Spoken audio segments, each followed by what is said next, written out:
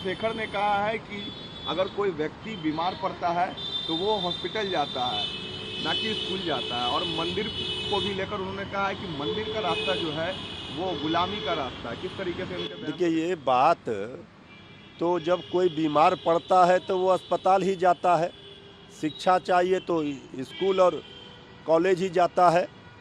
और मंदिर आस्था का विषय है, मंदिर भी जाते हैं। हमारे नेता तेजस्वी यादव जी ने तो कहा कि उनके घर में ही मंदिर है, और अभी तिरुपति गए, बाल छिलवा कर आए।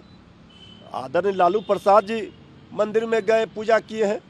ये आस्था का विषय है, ये सियासत का विषय नहीं है। और सब लोग अपने अपने धर्म के अनुसार पूजा पाठ करते हैं, इसमें कहाँ कोई परेशानी है।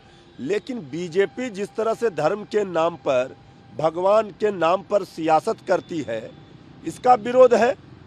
अब स्पष्ट है कि हम सभी धर्मों का सम्मान करते हैं, हमारी पार्टी सभी धर्मों का सम्मान करती है। अपने अपने धर्म के अनुसार अपने अपने तरह से लोग पूजा पाठ करते हैं। हम हिंदू होकर मंदिरों में जाते हैं, मस्जिदों में जाते हैं, कोई गुरुद्वारे जाते हैं, कोई चर्च जाते हैं।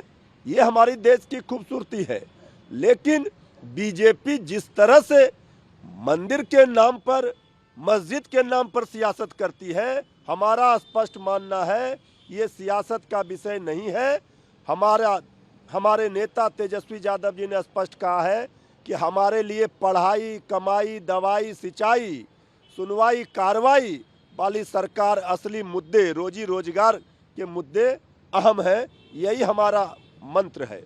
केसी त्यागी ने भी नाराजगी जताई है जिस तरीके से अभी तक जो कन्वेनर नहीं डिसाइड हुआ है, उसको लेकर कहा है उन्होंने कि जो समय है वो निकलता जा रहा है। और मल्लिकार्जुन खड़गे ने जिस तरीके से बयान दिया, कौन बनेगा करोड़पति टाइप से बात की उन्होंने कन्वेनर को लेकर। उन्होंने कहा कि इसका नुकसान होगा, बीजेपी तैयार है कि हम लोग अभी तक तैयारी नहीं किए हैं। देखिए, सारी बातें इंडिया गठबंधन के नेताओं के अंदर चल रही है, और समय रहते सब चीज़ का निपटारा कर लिया जाएगा।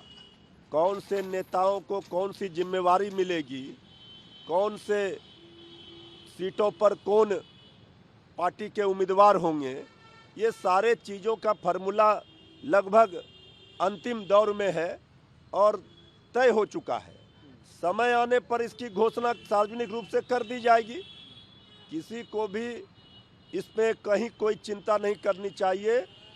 महागठबंधन, इंडिया गठबंधन में सभी दल इस चीज़ को सोच रहे हैं कि जल्द से जल्द इस पर लगे हुए हैं कि सीटों का बंटवारा का अंतिम फैसला हो जाए। लेकिन एक तरफ तो कांग्रेस ने कल 475 कोऑर्डिनेटर जो है अपॉइंट कर दिए हैं लोकसभा की अपनी सीट्स को लेकर। कांग्रेस तो अलग तैयारी में लगी हुई। भाई, सब लोग, दल तो अलग अलग है, सभी पार्टियां अलग अलग हैं। हम भी 40 सीटों पर तैयारी कर रहे हैं।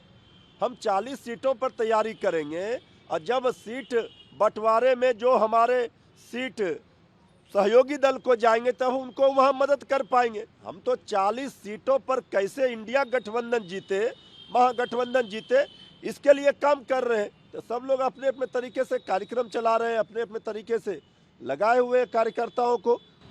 अधीर रंजन चौधरी ने ईडी को लेकर कहा है कि ईडी जो है वो इडियट है। जिस तरीके से बंगाल में चल रहा है उसको लेकर पहले उन्होंने नाराजगी जताई थी, लेकिन अब कह रहे हैं कि सेंट्रल एजेंसी जिस तरीके से दुरुपयोग हो रही है वो इडियट है। देखिए, बात तो ठीक ही है कि जो जांच एजेंसियों की गरिमा थी वो तो धूमिल हुई है। उसके साख पर तो बट्टा लगा दिया है मोदी जी की सरकार ने। अब अगर आईटी, ईडी, सीबीआई का यही काम रह जाएगा सिर्फ, तो फिर लोग जो साख था उस पर प्रश्न चिन्ह खड़े होते हैं। तरह तरह के मजाकिया रूप में लोग सवाल खड़े करते हैं। आप देखते होंगे आजकल हास्य कवि सम्मेलनों में ज़्यादा जांच एजेंसियों के ही नाम लेते हैं कभी। तो आज जिस तरह से जांच एजेंसियों का दुरुपयोग केंद्र की सरकार कर रही है विपक्षी नेताओं के लिए, और उन पर कार्रवाई क्या हुई, 1% जितने जांच एजेंसियों ने छापेमारी की, लेकिन उसका रिजल्ट 1% ही है। ये बता रहा है कि ये जानबूझकर राजनीतिक विद्वेष में ये जांच एजेंसियों का दुरुपयोग केंद्र की सरकार बीजेपी कर रही है। निशिकांत दुबे ने कहा है कि राहुल गांधी जो है गोंडा जिले नहीं आएंगे अपने भारत जोड़ो यात्रा में। वो डरते हैं कि कहीं पूजा पाठ करेंगे तो मुस्लिम वोट उनका नहीं कर जाए। ये सब बकवास की बातें हैं। राहुल गांधी जी तो कई मंदिरों में जाकर पूजा किए हैं। कोई वोट के खातिर बीजेपी सियासत करती है और हिंदू और मुस्लिम की बात करती है। हम लोग तो बात कर रहे हैं देश को बचाने की, लोकतंत्र संविधान को बचाने की। हम लोग, राहुल गांधी जी तो बात कर रहे हैं मोहब्बत की, आपसी भाईचारे की और रोजी रोजगार की। तो ये सब पर बात होना चाहिए। तो बीजेपी के सभी नेताओं सांसदों को एक ही काम बचा है, वो सिर्फ हिंदू और मुस्लिम करने में लगे रहते हैं। इसके बाद मुद्दे की बात, काम की बात नहीं करेंगे।